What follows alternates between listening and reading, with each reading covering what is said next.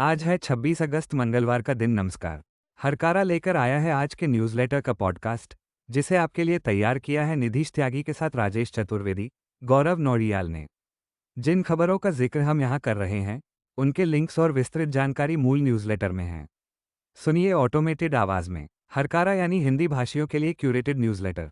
ज़रूरी खबरें और विश्लेषण। शोर कम, रोशनी ज़्यादा। आज की सुर्खियां देश की एक जटिल तस्वीर पेश करती हैं, जहां एक पिता अपने बेटे को पाकिस्तानी कहे जाने पर जवाब में संविधान थमाकर देश के मूल सिद्धांतों की याद दिलाता है, तो वहीं मध्य प्रदेश में ऑनर किलिंग जैसी घटना सामाजिक दरारों को उजागर करती है।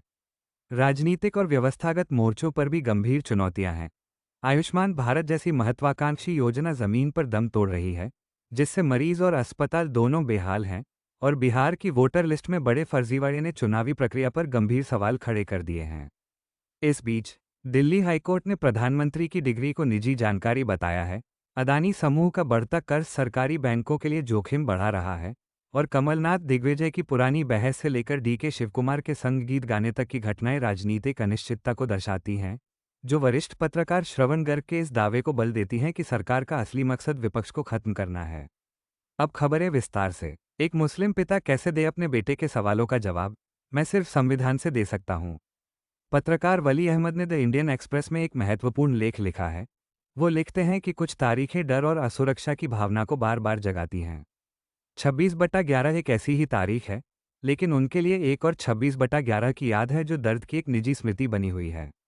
26 नवंबर 2018 को उनका 6 साल का बेटा रोते हुए घर आया क्योंकि दोस्तों के साथ एक खेल में उसे खलनायक बना दिया गया था। उसे ये भूमिका इसलिए दी गई क्योंकि वो एक मुसलमान था। उसे पाकिस्तानी और भारत का दुश्मन भी कहा गया। एक अभिभावक के तौर पर वो उसे सांप्रदायिकता के इस पहले अनुभव के लिए कैसे तैयार करते। जब उनके बेटे ने पूछा कि उसे पाकिस्तानी क्यों कहा गया, तो उनके पास कोई जवाब नहीं था। वो एक बच्चे को ऐसी दुनिया के लिए कैसे तैयार करे जहां उसकी पहचान उसके धर्म या उसके खाने से की जाएगी। वली अहमद लिखते हैं कि आज की पीढ़ी प्रतिस्पर्धी धार्मिकता और दिखावटी राष्ट्रवाद के कॉकटेल पर बड़ी हो रही है। ऐसे में क्या उन्हें अपने बेटे को कट्टरता को नज़रअंदाज करने के लिए कहना चाहिए, या उसे ये समझाना चाहिए कि संविधान हमारे देश में सभी के लिए समानता की गारंटी देता है? जवाब स्पष्ट रूप से दूसरा है, लेकिन वो सच्चाई रोज़मर्रा की जिंदगी में कितनी उतर पाती है? एक पिता के रूप में उन्होंने उसके सवालों का जवाब देने का एक ही तरीका चुना। उन्होंने उसे भारत के संविधान की एक प्रति सौंपी। यह उसे एक नागरिक के रूप में उसके अधिकारों और जिम्मेदारियों को समझने के लिए तैयार करेगा। यह उसे सिखाएगा कि वह अपने धर्म के बारे में रक्षात्मक न हो, और वह जो है उसके लिए बेशर्म हो। एक पिता के रूप में यह सबसे अच्छा ताबीज़ है जो वो उसे दे सकते हैं, ताकि यह सुनिश्चित हो सके कि उसका मन भय रहित हो और सिर ऊंचा रखा हो। नीति विश्लेषण। आयुष्मान मरीज परेशान, अस्पताल बेहाल। मुंबई में रहने वाली लेखिका दिव्या उन्नी के लिए 29 जुलाई 2025 की सुबह एक बुरे सपने की तरह थी, जब उनके पिता की तबीयत अचानक बिगड़ गई। उनके पास केंद्र सरकार की मुफ्त इलाज वाली योजना आयुष्मान भारत का कार्ड था, लेकिन जब उन्होंने महाराष्ट्र में योजना से जुड़े सूचीबद्ध अस्पतालों को फ़ोन करना शुरू किया, तो उन्हें योजना की कड़वी हकीकत का सामना करना पड़ा। इंडिया स्पैंड के लिए चारू बहरी ने यह बेहतरीन रिपोर्टाज लिखा है। कई अस्पतालों ने या तो फ़ोन नहीं उठाया, या कहा कि वे सिर्फ कुछ खास बीमारियों का ही इलाज करते हैं। कुछ ने तो साफ कह दिया कि वे अब इस योजना का हिस्सा ही नहीं हैं। एक अस्पताल ने लंबी प्रक्रिया का हवाला दिया, जिसके लिए दिव्या के पास वक्त नहीं था। आखिरकार उन्हें अपने पिता को एक निजी अस्पताल में भर्ती कराना पड़ा।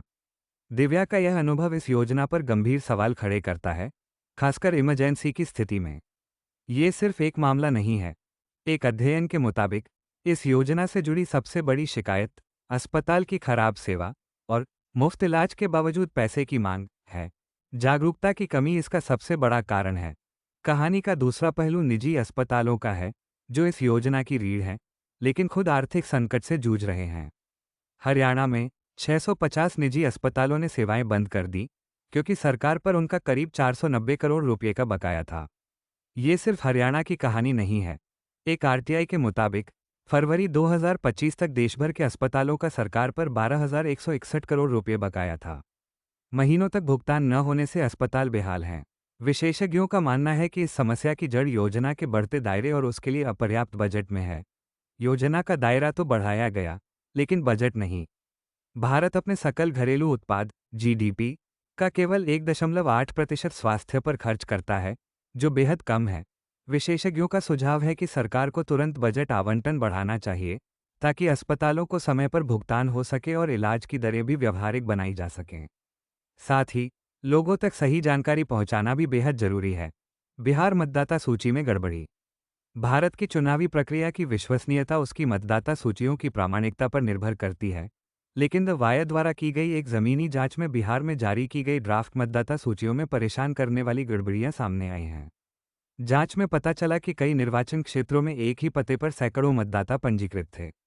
उदाहरण के लिए, कटिहार के एक घर में 100 से ज्यादा मतदाता पंजीकृत थे और पूर्णिया में एक मंदिर के पते पर 153 मतदाता। एक अन्य मामले में एक ही घर के नंबर पर 389 लोग पंजीकृत थे। कई बूथ स्तर के अधिकारियों बीएलओ ने बताया कि उन्हें सिर्फ मृत या स्थानांतरित हो चुके लोगों के नाम हटाने के निर्देश थे, न कि पते ठीक करने के। ये निष्कर्ष चुनाव आयोग द्वारा घर घर जाकर सत्यापन करने में विफलता का सुझाव देते हैं और आगामी चुनावों की शुचिता पर गंभीर संदेह पैदा करते हैं। इसी से जुड़ी खबर यह है कि भारत के चुनाव आयोग ईसीआई ने कहा है कि बिहार में जिन 65 लाख मतदाताओं के नाम ड्राफ्ट वोटर लिस्ट से हटा दिए गए हैं, उन्हें अनिवार्य सुनवाई का मौका मिलेगा। 1 अगस्त को प्रकाशित ड्राफ्ट सूची में इन लोगों के नाम बाहर कर दिए गए थे। आयोग के एक अधिकारी ने बताया कि अगर किसी व्यक्ति का नाम सूची से बाहर रखा जाता है, तो इलेक्टोरल रजिस्ट्रेशन ऑफिसर ईआरओ एक स्पीकिंग ऑर्डर जारी करेगा, जिसमें फैसले के कारणों का स्पष्ट उल्लेख होगा। अब ईआरओ की सुनवाई ये तय करेगी कि इन 65 लाख लोगों में से कितने लोग अंतिम वोटर लिस्ट में जगह बना पाते हैं। मोदी की डिग्री पब्लिक के लिए प्राइवेट मामला है। दिल्ली हाईकोर्ट ने सोमवार को केंद्रीय सूचना आयोग सीआईसी के 2016 के उस आदेश को रद्द कर दिया, जिसमें एक आरटीआई कार्यकर्ता को दिल्ली विश्वविद्यालय के 1978 के बीए रिकॉर्ड, जिस वर्ष प्रधानमंत्री नरेंद्र मोदी ने स्नातक किया था, की जांच करने की अनुमति दी गई थी। हाईकोर्ट ने कहा कि यूनिवर्सिटी के पास छात्रों की डिग्री संबंधी जानकारी व्यक्तिगत जानकारी के रूप में रहती है और यह निजता के अधिकार के तहत संरक्षित है। चूंकि प्रधानमंत्री की शैक्षिक योग्यता कानूनन सार्वजनिक पद पर नियुक्ति के लिए अनिवार्य नहीं है, इसलिए इसे सार्वजनिक हित के नाम पर उजागर करने का कोई ठोस कारण नहीं है। संजय कुमार को गिरफ्तारी से सुरक्षा मिली। सुप्रीम कोर्ट ने चुनाव विश्लेषक संजय कुमार को गिरफ्तारी से सुरक्षा प्रदान कर दी है। चुनाव आयोग ने उन पर महाराष्ट्र की मतदाता सूची से जुड़ी गलत जानकारी सोशल मीडिया पर फैलाने का आरोप लगाते हुए 2 एफआईआर दर्ज की थी। क्या डीके शिवकुमार ने आरएसएस का गीत गाकर कांग्रेस हाईकमान को कोई संदेश दिया? कर्नाटक के उप मुख्यमंत्री डीके शिवकुमार ने विधानसभा में आरएसएस का गान नमस्ते सदा वत्सले मातृभूमि गाकर राज्य की सियासत में हलचल पैदा कर दी है। हालांकि बाद में उन्होंने सफाई दी कि वे पैदाइशी कांग्रेसी हैं और भाजपा से हाथ मिलाने का सवाल ही पैदा नहीं होता। इस घटना के बाद सवाल उठे हैं कि क्या ये कांग्रेस के शीर्ष नेतृत्व को किसी प्रकार का सूक्ष्म संदेश था, खासकर तब जब कर्नाटक कांग्रेस में मुख्यमंत्री पद को लेकर अंदरूनी मतभेद चल रहे हैं। कुछ विश्लेषकों का मानना है कि यह शिवकुमार का कांग्रेस नेतृत्व को यह संकेत हो सकता है कि अगर उन्हें मुख्यमंत्री बनने का मौका नहीं मिला, तो वे भाजपा का रुख कर सकते हैं। पूर्व जजों ने अमित शाह की सलवा जुडूम फैसले पर टिप्पणी की आलोचना की। 18 सेवानिवृत्त न्यायाधीशों के एक समूह ने केंद्रीय गृह मंत्री अमित शाह की सुप्रीम कोर्ट के सलवा जुडूम फैसले पर की गई टिप्पणी के खिलाफ एक साझा बयान जारी किया है। उनका कहना है कि इस तरह की टिप्पणी न्यायपालिका की स्वतंत्रता को हिला देगी। अमित शाह ने पिछले दिनों कहा था कि सुप्रीम कोर्ट के पूर्व जज सुदर्शन रेड्डी ने नक्सलवाद की मदद की और अगर सलवा जुडूम पर फैसला नहीं आता, तो नक्सली चरमपंथ 2020 तक खत्म हो गया होता। याद रहे कि जस्टिस रेड्डी उपराष्ट्रपति पद के लिए होने वाले चुनाव में विपक्ष के उम्मीदवार हैं। अमेरिका के साथ तनाव के बीच वाशिंगटन में भारत की नई लॉबिंग फर्म नियुक्त। अमेरिका के साथ तनावपूर्ण संबंधों के बीच वॉशिंगटन स्थित भारतीय दूतावास ने 3 महीने के लॉबिंग प्रयासों के लिए मरकरी पब्लिक अफेयर्स के साथ अनुबंध किया है। खास बात यह है कि राष्ट्रपति डोनाल्ड ट्रंप की मौजूदा चीफ ऑफ स्टाफ इसी फर्म से जुड़ी रही हैं। यह अनुबंध 15 अगस्त से प्रभावी है और इसके लिए भारत प्रति माह लगभग $75,000 का भुगतान करेगा। ये लॉबिंग प्रयास इसलिए बढ़ाए गए हैं क्योंकि नई दिल्ली अमेरिका के साथ अपनी रणनीतिक साझेदारी को सुरक्षित रखना चाहती है, खासकर द्विपक्षीय व्यापार और रूसी तेल की खरीद पर बढ़ते तनाव के बीच। क्यों गिरी थी कमलनाथ की सरकार? दिग्विजय के इंटरव्यू से 5 साल बाद फिर बहस। 5.5 साल बाद जब ज्योतिरादित्य सिंधिया और उनके 22 विधायकों ने मध्य प्रदेश में कमलनाथ सरकार को गिरा दिया था, एक पॉडकास्ट इंटरव्यू ने इस बात पर फिर से बहस छेड़ दी है कि सरकार के पतन की असली वजह क्या थी। पूर्व मुख्यमंत्री दिग्विजय सिंह ने एक इंटरव्यू में कहा कि सरकार का पतन कमलनाथ और सिंधिया के बीच निजी टकराव की वजह से हुआ। इसके एक दिन बाद कमलनाथ ने सोशल मीडिया पर लिखा कि व्यक्तिगत महत्वाकांक्षाओं के अलावा ज्योतिरादित्य सिंधिया को लगता था कि सरकार दिग्विजय सिंह चला रहे हैं। इसी नाराजगी में उन्होंने सरकार गिरा दी। कांग्रेस के इन दो बड़े नेताओं के बयानों के बाद भाजपा को ये कहने का मौका मिल गया है कि सरकार उनके अंदरूनी झगड़ों की वजह से गिरी। एनआरसी सूची के पुनः सत्यापन पर केंद्र और असम सरकार को सुप्रीम कोर्ट का नोटिस। सुप्रीम कोर्ट ने केंद्र सरकार, असम सरकार और भारत के रजिस्ट्रार जनरल को नोटिस जारी किए हैं। ये कार्रवाई एनआरसी के पूर्व राज्य समन्वयक द्वारा दायर उस याचिका के बाद की गई जिसमें मसौदा एनआरसी और एनआरसी की परिशिष्ट सूची का पुनः सत्यापन करने की मांग की गई थी।